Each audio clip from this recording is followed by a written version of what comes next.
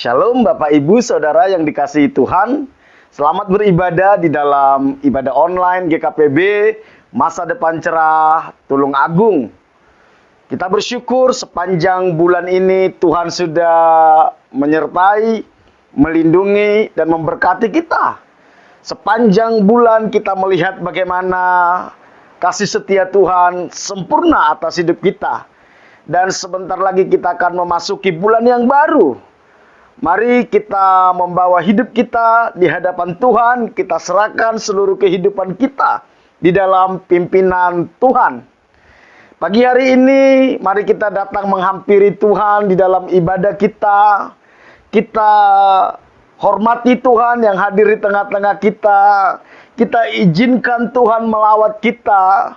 Saya percaya dimanapun Bapak Ibu Saudara yang mengikuti ibadah online ini, Tuhan ada bersama-sama dengan kita, dan Tuhan siap untuk melawat kita. Mari kita teduhkan hati kita, kita arahkan pikiran kita kepada Tuhan. Kita mulai ibadah kita di dalam doa. Mari kita berdoa. Bapa kami yang di sorga, yang kami sembah di dalam nama Tuhan Yesus Kristus, Tuhan pencipta langit dan bumi dan segala isinya, Tuhan yang berdaulat atas alam semesta, atas jagat raya, Tuhan yang berdaulat atas hidup kami. Engkau Tuhan yang mengasihi kami, yang telah menebus dan menyelamatkan kami lewat pengorbanan Tuhan Yesus Kristus di atas kayu salib. Engkau Tuhan yang setia dan terus membawa kami masuk ke dalam rencana kekal-Mu. Terpujilah namamu Tuhan, dikuduskanlah namamu, datanglah kerajaanmu, jadilah kehendak-Mu dalam hidup kami seperti di sorga. Pagi hari ini kami datang Tuhan membawa hidup kami sebagai persembahan yang hidup kudus dan berkenan kepada Tuhan. Biar Engkau berkenan atas ibadah kami, biar Engkau yang melawat, memulihkan dan memberkati setiap umat-Mu. Dimanapun umat-Mu yang mengikuti ibadah online ini, Roh Kudus bekerja, Engkau yang melawat setiap kami. Terima kasih Bapa, kami siap untuk menyembah Engkau. Kami memulai ibadah ini dalam nama Tuhan Yesus, kami berdoa kepada Bapa di sorga. Amin.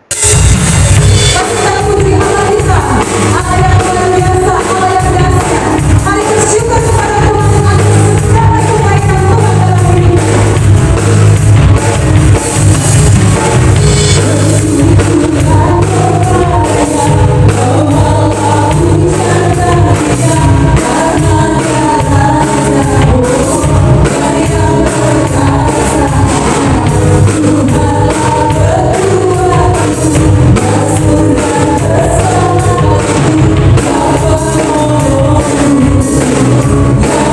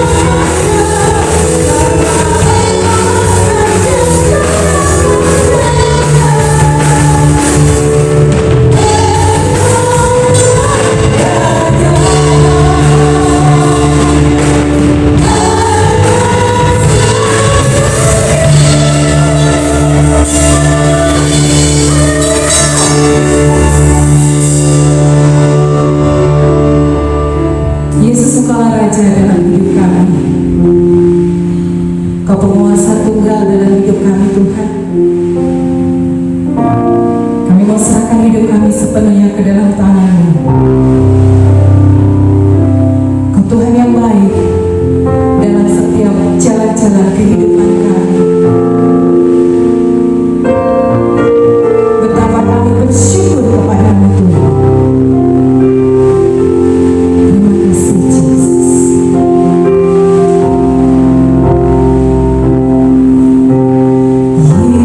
Yesus, Kau sungguh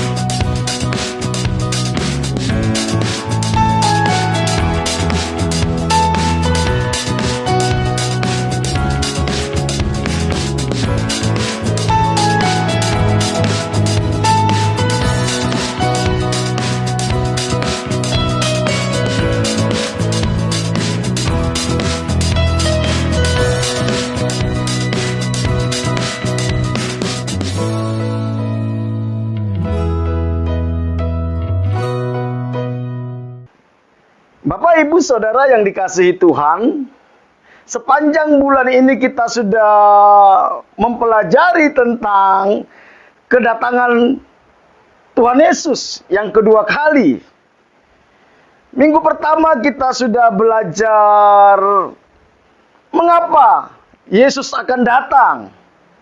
Minggu kedua kita sudah belajar bagaimana Yesus akan datang. Minggu ketiga kita sudah belajar kapan Yesus akan datang. Minggu lalu kita juga sudah belajar tanda-tanda kedatangan Tuhan Yesus. Dan minggu ini kita akan belajar bagaimana sikap kita. Sikap terhadap kedatangan Yesus kembali. Sikap terhadap kedatangan Yesus kembali. Bapak, Ibu, Saudara yang dikasihi Tuhan, menunggu bukanlah hal yang nyaman bagi kebanyakan orang. Apalagi kita tidak tahu kapan yang kita tunggu itu akan tiba. Kita tidak pernah tahu kapan yang kita nanti-nantikan itu akan datang. Sehingga seringkali di dalam menunggu, banyak orang mengalami kebosanan. Dan untuk menutupi kebosanan tersebut, banyak orang melakukan hal-hal yang sekedar menyenangkan hatinya, yang bisa menghibur dirinya, tanpa berusaha untuk mengerti apa maksud dari penantian itu. Sehingga tidak sedikit orang yang di tengah-tengah penantian yang tak kunjung datang itu, orang mulai bosan dan tidak mau menunggu lagi. Hal yang sama juga sering terjadi di dalam kehidupan kekristenan. Memang dari 2000 tahun yang lalu Tuhan Yesus sudah katakan bahwa Dia akan datang kembali. Dan tidak sedikit orang yang menganggap pesan ini menjadi pesan yang tidak penting. Sehingga tidak menantikan Tuhan dengan benar. Atau banyak orang yang menantikan Tuhan dengan cara yang salah. Oleh karena itu, pada pagi hari ini, kita mau belajar bagaimana sikap kita terhadap kedatangan Yesus kembali. Karena ketika kita memiliki sikap yang tidak benar, maka kita tidak akan siap menanti kedatangan Tuhan. Sehingga kedatangan Tuhan itu menjadi sesuatu yang menakutkan bagi kita. Kita akan belajar renungan kita pada hari ini dari Matius 24 ayat 37 sampai Matius 25 ayat 46. Tentu untuk menghemat waktu saya tidak akan bacakan. Tetapi bagian-bagian penting dari perikop ini nanti saya akan bahas. Karena dari perikop ini kita bisa belajar apa yang harus kita lakukan di dalam menanti kedatangan Tuhan kedua kali. Saudara nanti bisa membacanya sendiri dari Matius 24 ayat 37 sampai Matius 25 ayat 46. Bapak, Ibu, Saudara yang dikasihi Tuhan, kalau kita pelajari dengan teliti, ketika Tuhan katakan bahwa Dia akan datang, Tuhan tidak kasih tahu kapan kedatangannya. Namun Tuhan kasih tahu tanda-tanda kedatangannya dan bagaimana sikap orang di dalam menanti kedatangannya. Tentu di dalam beberapa peristiwa itu, di dalam beberapa sikap atau respon manusia, ada yang siap, ada yang tidak siap. Nah, Tuhan tentu mau kita supaya siap di dalam menanti kedatangan Tuhan. Sehingga ketika Tuhan datang, kita menyambutnya dengan sukacita. Dari perikop yang akan kita baca tadi, Matius 24 ayat 37 sampai Matius 25 ayat 46, Alkitab mengajarkan ada 5 sikap di dalam menantikan kedatangan Tuhan. Ada 5 sikap yang harus kita miliki di dalam menanti kedatangan Tuhan.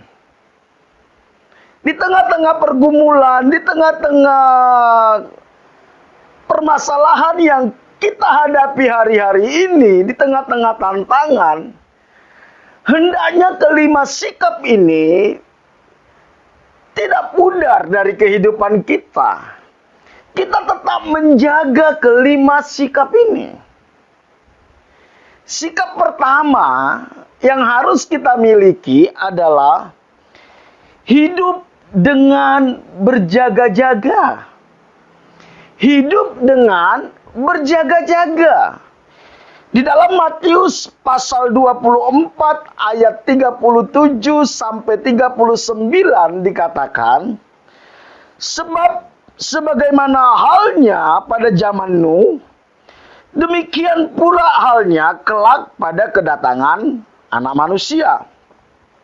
Sebab sebagaimana mereka pada zaman sebelum air bah itu makan dan minum, kawin dan mengawinkan, sampai kepada hari Nuh masuk ke dalam bahtera, dan mereka tidak tahu akan sesuatu sebelum air bah itu datang dan melenyapkan mereka semua. Demikian pula lah halnya kelak pada kedatangan Anak Manusia. Tuhan Yesus menjelaskan bahwa kedatangannya itu nanti seperti apa yang terjadi di zaman Nuh. Saat itu Tuhan sudah mengingatkan lewat Nuh bahwa Tuhan akan menenggelamkan dunia ini dengan air bah. Nuh membangun bahtera, mempersiapkan diri akan peristiwa itu beserta anaknya menantu. Tentu saat itu Nuh juga memberitahukan kepada orang-orang yang ada di sekitarnya bahwa Tuhan akan tenggelamkan dunia ini. Tetapi mereka tidak percaya. Mereka sibuk dengan urusan masing-masing, makan, minum, kawin, dan mengawinkan. Sehingga ketika air bah itu datang, mereka nggak siap karena mereka tidak berjaga-jaga. Bapak, Ibu, Saudara yang dikasihi Tuhan, kalau kita lihat apa yang sedang terjadi hari-hari ini, tidaklah berbeda dengan apa yang terjadi di zaman Nuh. Ketika hamba-hamba Tuhan mulai mengatakan bahwa Tuhan akan datang, tidak banyak yang peduli. Orang sibuk dengan urusannya masing-masing, dengan kepentingannya masing-masing, dan hanya membangun kerajaan di muka bumi. Padahal Alkitab katakan bahwa dunia ini nanti akan dibakar habis oleh Tuhan. Sama seperti Tuhan menenggelamkan bumi di zamannya Nuh. Dan jangan sampai kita tidak siap. Sehingga ketika kedatangan Tuhan itu nanti yang akan membinasakan bumi ini, kita nggak siap, kita kaget. Oleh karena itu, sikap yang harus terus kita bangun adalah kita berjaga-jaga. Kita terus membangun rohani kita, kepekaan rohani kita, keintiman kita dengan Tuhan, sehingga kita mengenal Dia ketika Dia datang. Matius 24 ayat 42 mengatakan, "Karena itu berjaga-jagalah, sebab kamu tidak tahu pada hari mana Tuhanmu datang." Saya selalu mengatakan, hiduplah seolah-olah hari ini merupakan hari terakhir kita hidup. Hiduplah seolah-olah hari ini merupakan hari terakhir kita hidup. Sehingga kita terus membangun hubungan dengan Tuhan. Terus menjalin keintiman dengan Tuhan. Bapak, Ibu, Saudaraku yang dikasihi Tuhan, jangan biarkan dunia ini mengaburkan fokus kita, sehingga kita tidak mengerti apa yang sedang Tuhan kerjakan di generasi kita, di zaman kita. Dan kita tidak mengerti bahwa tanda-tanda kedatangan Tuhan itu sesungguhnya sudah dekat. Sikap kedua yang harus kita miliki adalah sikap hidup siap sedia. Hidup siap sedia. Di dalam Matius 24 ayat 45 sampai 51 dikatakan, Matius 24 ayat 45 sampai 51. Siapakah hamba yang setia dan bijaksana, yang diangkat oleh tuannya atas orang-orangnya untuk memberikan mereka makanan pada waktunya? Berbahagialah hamba yang didapati tuannya melakukan tugas itu ketika Tuhan itu datang.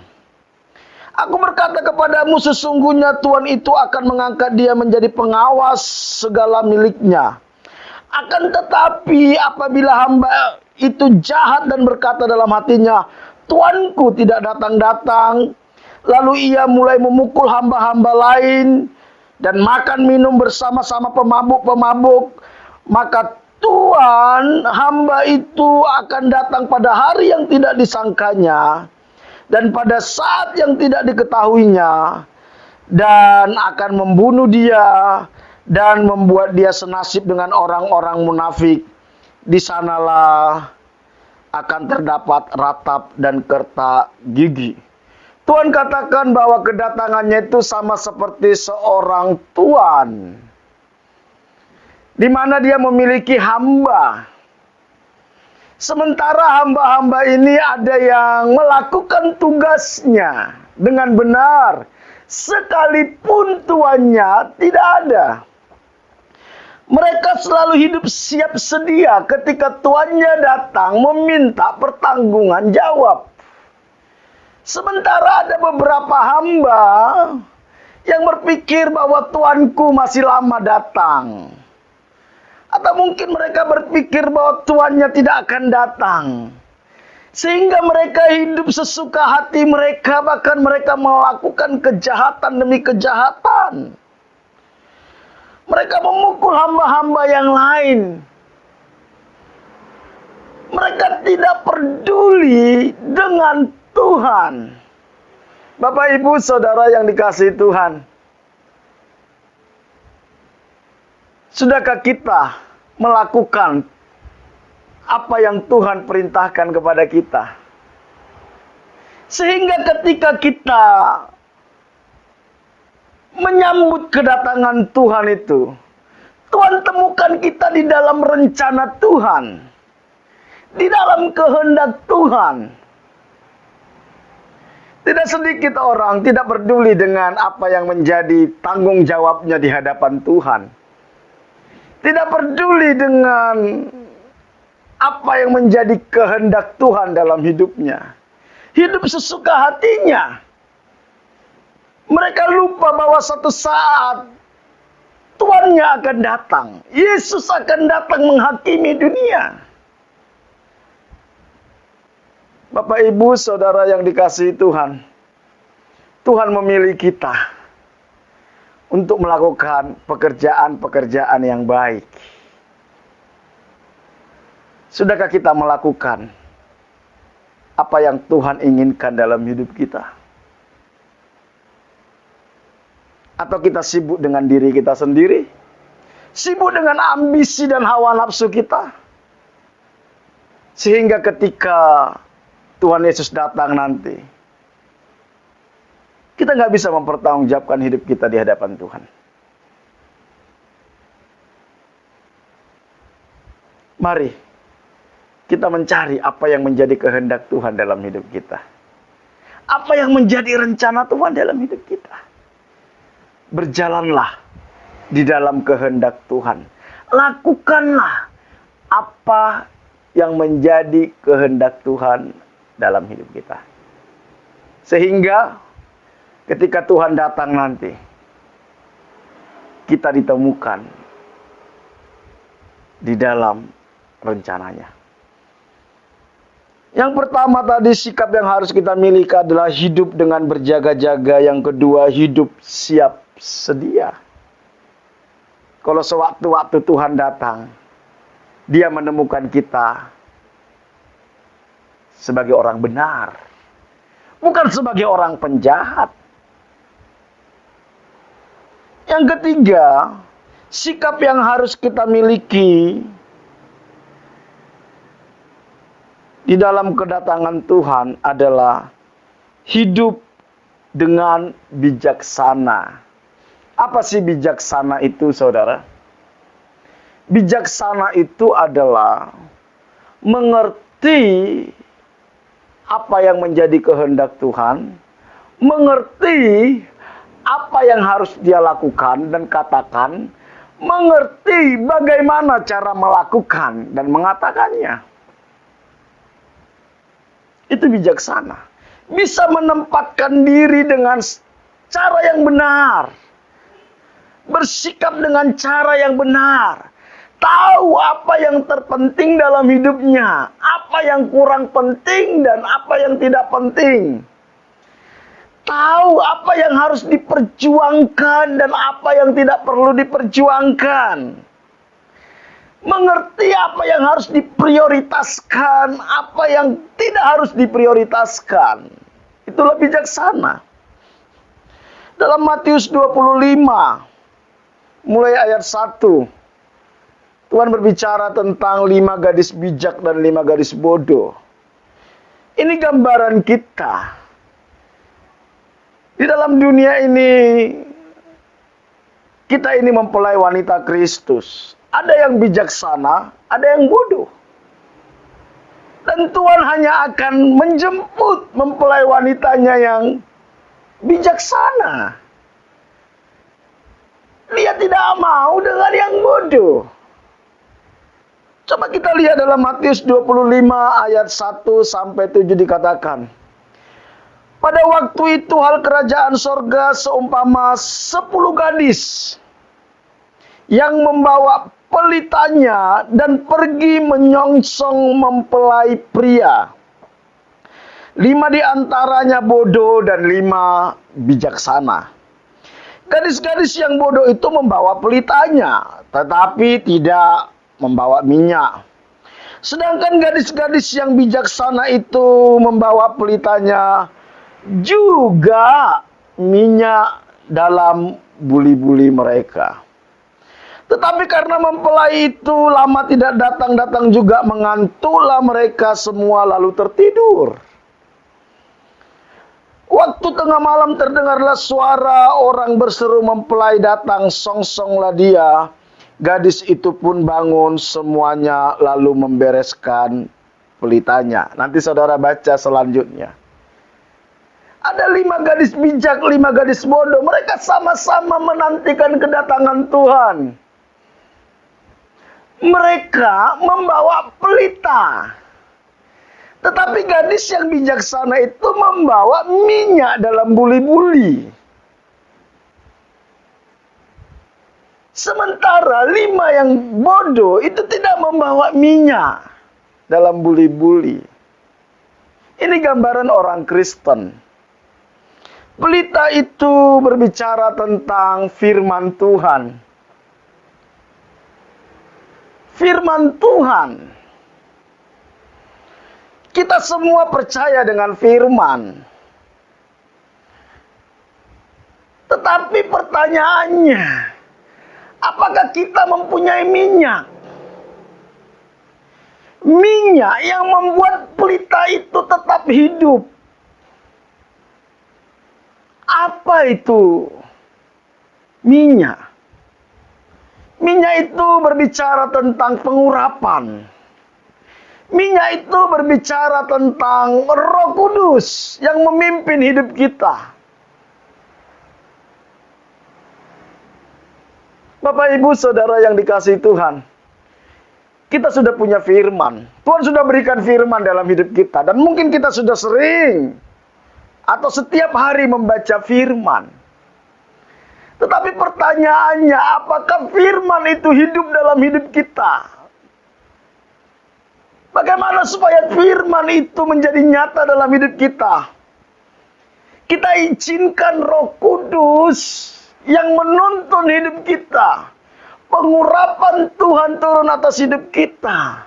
Roh Kudus yang mengajari kita hidup di dalam persekutuan dengan Roh Kudus. Hidup di dalam ketaatan dengan Roh Kudus.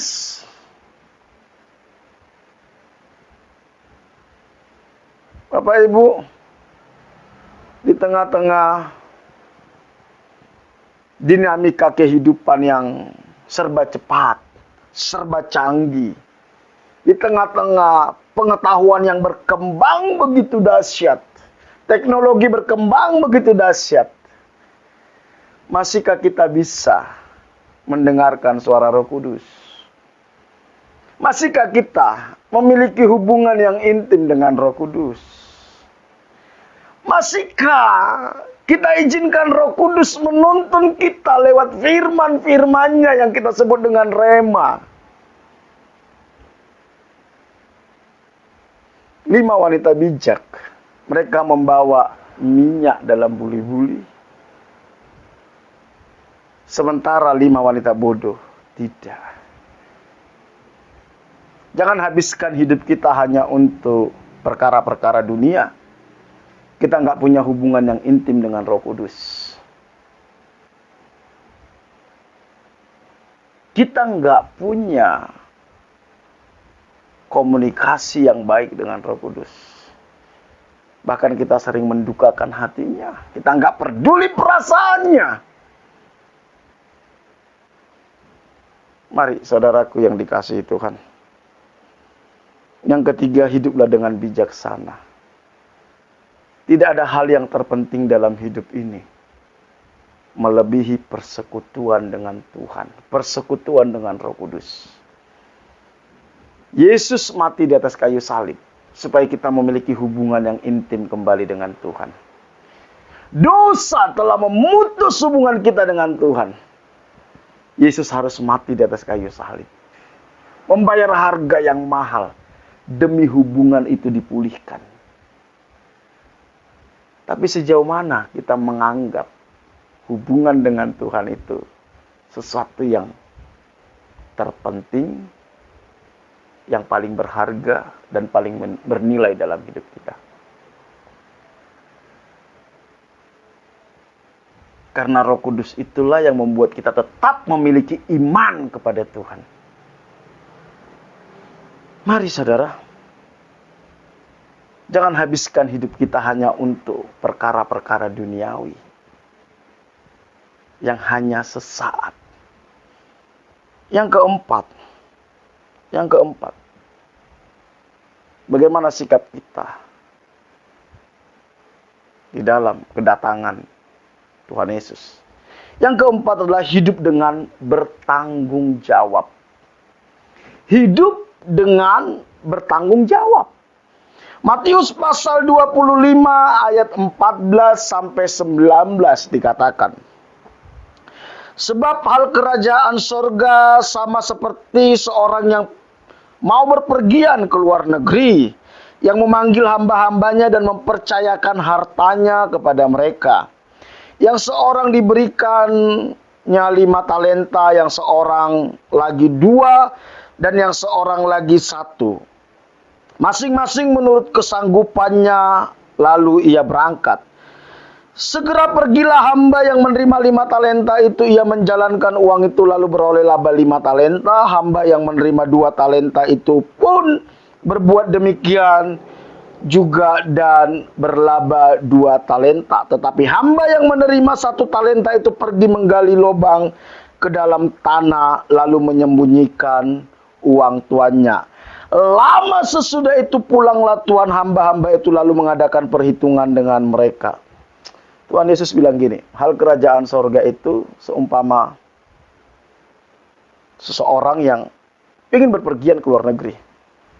Dia punya hamba, diberikan 5 talenta, diberikan 2 talenta, diberikan 1 talenta. Alkitab katakan satu saat sang tuan itu akan datang dan meminta pertanggungjawaban apa yang mereka lakukan terhadap talenta yang Tuhan sudah berikan. Talenta itu uang. Kalau dalam diri kita, Tuhan berikan kita potensi, saudara. Ada potensi-potensi terbaik yang Tuhan berikan dalam hidup kita. Setiap kita pasti punya potensi. Kemampuan. Apakah itu potensi di dalam skill, di dalam keuangan, macam-macam. Tetapi yang menjadi pertanyaannya, apa yang saudara dan saya lakukan terhadap semua talenta, semua potensi yang Tuhan berikan kepada kita? Apakah talenta yang Tuhan berikan kita pakai hanya untuk memuaskan hawa nafsu kita, memuaskan ambisi kita, memuaskan keinginan kita? Padahal Tuhan memberikan talenta itu supaya kita kembangkan dan kita pakai untuk memuliakan Tuhan. Saudara, yang 5 talenta mengembangkannya menjadi 10 talenta. Yang 2 talenta mengembangkannya menjadi 4 talenta. Namun yang 1 talenta, dia menguburkannya. Dia simpan talenta itu karena dia berpikir jahat kepada tuannya. Dia katakan bahwa engkau tuan yang kejam. Dia kembalikan 1 talenta kepada tuannya. Dan apa kata tuannya? Hai engkau hambaku yang jahat dan malas. Harusnya talenta itu kau berikan kepada yang lain. Saudara, Tuhan berikan kita talenta. Dan Tuhan mau kita bertanggung jawab atas talenta itu dan mengembangkan talenta itu dan kita pakai talenta itu untuk kepentingan kerajaan sorga. Ketika kita sembunyikan talenta itu hanya untuk kepentingan kita, maka suatu saat Tuhan akan meminta pertanggungjawaban kepada kita. Dan dia katakan kepada hamba yang 1 talenta, engkau hamba yang jahat dan malas. Dan dia dilemparkan ke dalam kegelapan yang paling gelap. Di sana terdapat ratap dan kertak gigi. Tetapi kepada yang 5 talenta dan yang kepada 2 talenta, Tuhan berikan mereka kebahagiaan. Tuhan percayakan lebih banyak lagi. Dan mereka turut di dalam kebahagiaan tuannya. Bapak Ibu, jangan anggap enteng talenta yang Tuhan berikan. Potensi-potensi yang Tuhan berikan dalam hidup kita, kita harus kembangkan dan kita harus pakai untuk melayani Tuhan. Karena satu saat, semua potensi yang Tuhan sudah titipkan itu, Tuhan akan minta pertanggungjawaban. Yang terakhir, bagaimana sikap kita di dalam menantikan Tuhan? Hidup dengan penuh kasih. Hidup dengan penuh kasih. Di dalam Matius 25 ayat 32 sampai 40 dikatakan. Matius 25 ayat 32 sampai 40. Lalu semua bangsa akan dikumpulkan di hadapannya dan ia akan memisahkan mereka seorang daripada seorang, sama seperti gembala memisahkan domba dari kambing, dan ia menempatkan domba-domba di sebelah kanan dan kambing-kambing di sebelah kirinya. Dan raja itu akan berkata kepada mereka yang di sebelah kanannya, "Mari hai kamu yang diberkati oleh Bapakku, terimalah kerajaan yang telah disediakan bagimu sejak dunia dijadikan. Sebab ketika aku lapar, kamu memberi aku makan. Ketika aku haus, kamu memberi aku minum. Ketika aku seorang asing, kamu memberi aku tumpangan. Ketika aku telanjang, kamu memberi aku pakaian. Ketika aku sakit, kamu melawat aku. Ketika aku dalam penjara, kamu mengunjungi aku." Maka orang-orang benar itu akan menjawab dia, katanya, "Tuhan, bila manakah kami melihat engkau lapar dan kami memberi engkau makan, atau haus dan kami memberi engkau minum? Bila manakah kami melihat engkau sebagai orang asing dan kami memberi engkau tumpangan, atau telanjang dan kami memberi engkau pakaian? Bila manakah kami melihat engkau sakit dan dalam penjara dan kami mengunjungi engkau?"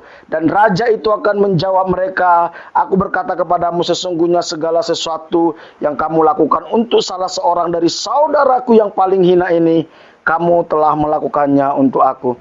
Satu saat Tuhan mengumpamakan bahwa dia datang sebagai raja dan dia akan memisahkan antara kambing dan domba. Kambing di sebelah kiri, domba di sebelah kanan. Kambing masuk ke dalam kerajaan, dalam kebinasaan, domba masuk ke dalam kerajaan Allah. Tetapi cukup mengagetkan ketika satu saat yang menjadi standar yang Tuhan pakai untuk memisahkan antara kambing dan domba bukanlah jabatannya, apakah dia pendeta atau tidak, apakah dia aktif pelayanan di gereja atau tidak. Bukan itu yang Tuhan pakai standar. Ada banyak orang yang merasa bahwa dia akan masuk surga. Tetapi Tuhan katakan, "Aku tidak mengenal engkau, engkau pembuat kejahatan." Apa yang menjadi standar yang Tuhan pakai? Ketika dijadikan pemisahan antara kambing dan domba, yang domba kaget, yang kambing juga kaget. Karena saat itu Tuhan katakan, "Ketika aku lapar, kamu memberi aku makan. Ketika aku haus, kamu memberi aku minum. Ketika aku orang asing, kamu memberi aku tumpangan. Ketika aku telanjang, kamu memberi aku pakaian. Ketika aku sakit, kamu melawat aku. Ketika aku dalam penjara, kamu mengunjungi aku." Tuhan katakan, "Engkau memberi aku makan, engkau memberi aku pakaian, engkau memberi aku tumpangan, engkau mengunjungi aku." Mereka bertanya, "Kapan kami melihat engkau sakit? Kapan kami memberi engkau makan? Kapan kami melihat engkau telanjang?" Tuhan katakan, segala sesuatu yang kau lakukan untuk orang yang paling hina, engkau sedang melakukan untuk aku. Bapak, Ibu, saudaraku yang dikasih Tuhan, perhatikan. Selalu ada orang-orang yang harus kita tolong, yang Tuhan sediakan di sekitar kita. Itulah perwakilan Yesus yang harus kita beri makan. Itulah perwakilan Yesus yang harus kita beri minum. Itulah perwakilan Yesus yang harus kita beri pakaian, yang harus kita beri tumpangan, yang harus kita rawat. ketika saudara tidak peduli dengan mereka, orang-orang yang paling hina, engkau sedang tidak peduli dengan Tuhan. Kambing dan domba, mereka sama-sama bingung. Kapan kami melihat engkau? Tuhan kasih jawaban yang sama. Ketika engkau melakukan segala sesuatu untuk orang yang paling hina, engkau melakukannya kepada aku. Tetapi ketika engkau tidak melakukan kepada orang yang paling hina, engkau tidak melakukannya untuk aku. Saudara ingat Lazarus yang miskin dan orang kaya? Orang kaya ini percaya Tuhan karena dia memanggil Abraham sebagai bapa. Tuhan tempatkan Lazarus yang miskin di depan rumahnya. Tapi dia nggak peduli, dia sibuk berpesta pora, dia merasa diberkati Tuhan. Dia memuaskan hatinya dengan pesta. Sementara Lazarus yang Tuhan tempatkan di depan rumahnya hanya dilayani oleh anjing dari orang kaya itu.